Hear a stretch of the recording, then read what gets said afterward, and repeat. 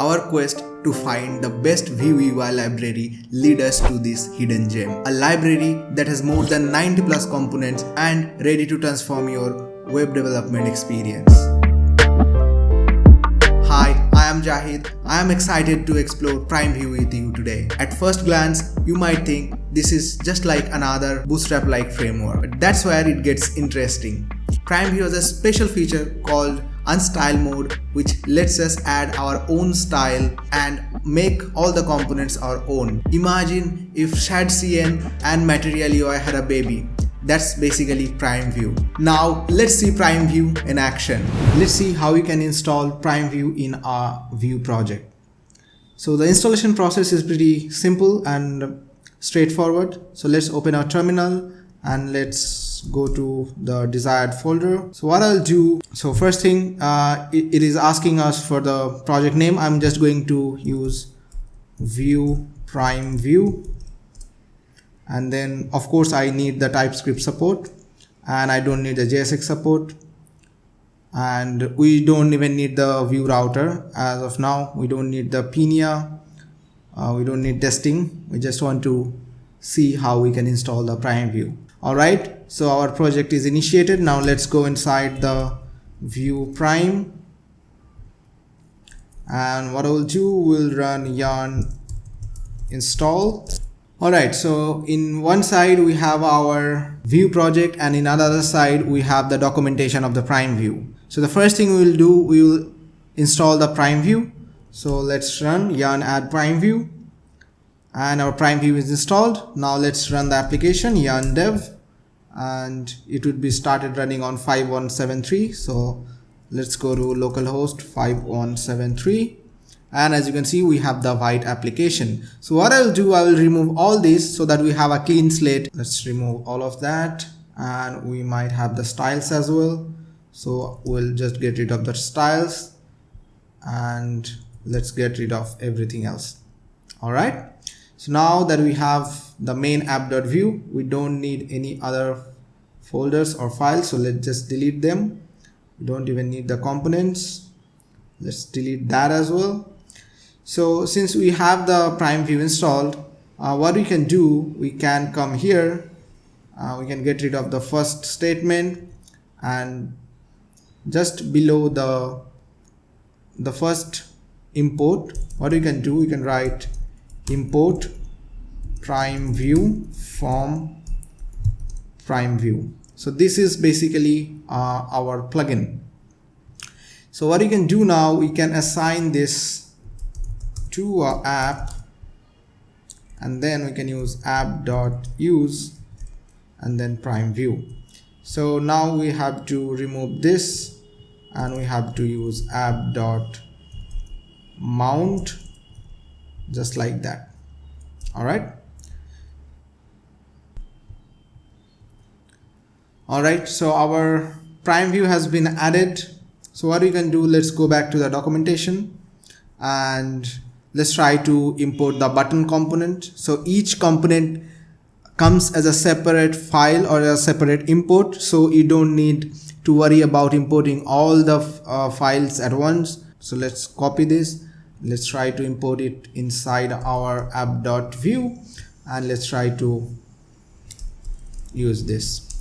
So I'll write button, and I'll write hello. And as you can see, I have the button, but we don't have any styles. So that is a problem. You are using a UI library and you don't have a style. So what you have to do, basically you have to import the styles also from PrimeVue. So let's scroll down. As you can see, they also provide many themes. You can go to the documentation and you can play with all the themes name. So I'll just copy the default on, and I'm going to just add it here. And there you go, and you have your beautiful button. So now that we have our button and all the components are working, I like to show you how a PrimeVue component is structured. So let's maximize this window. I'm going to open the a particular component. This is same for all this method follows for all the components out there. So what you can see in the first thing in the documentation is the import statement. So first, in order to use that, you can import that and then you can start using it. You can find the demo and also you can find the code which you can directly copy to your project, and you can also get all the documentation, right? So this is basically how you can get documentation for each component. But what I'm interested in the API. So the API will tell you what and all props and events they have. So it is very beautifully categorized from the right side. So if you want to see what are the props accepted by this particular component, you can then click on props. If you want to see the emitted events, you can click on emits, and then you can see all the events that is emitted from the particular component. Then you can also get information on the slots. So let's say you want to update anything or you want to add something extra here, you can just do that. All right. So this is basically all your API. And then you go to the theming option, and then you can get all the CSS variable name. You can play with that, but I don't recommend you doing that. Instead what you can do is you can use the pass-through component. Pass-through lets you add your own unique style to the component, and if you just turn on the unstyled mode, it basically gives you a open canvas, a blank canvas that you can just apply the style on. So for example, let's go and check for the button. I'll just show you the button, but I want you to go ahead and check the documentation and play with the pass-through option for other components. So for the buttons, I'm going to go to the pass-through, and you can see we have these elements, right? So let's see, we are trying to use the pass-through option. So as you can see, we have a default button here, but what I'll do instead, I'll go here and then I will use a props called Unstyled. So I'll just add the unstyled. This is a boolean, so we don't have to pass anything, and you can see our button is set to look like a normal HTML button. So what we can do now, we can now pass our own classes, right? So how do you know where we have to pass the classes? You have to go to the pass through, and then you can choose the options. So first we have the root option, and you can see which particular thing is the root, and then you can see the loading icon. So each and everything that you see in a button, you can just style it, right? So for example, I am here and I have the button here. So what I'll do, I will give some classes to the root.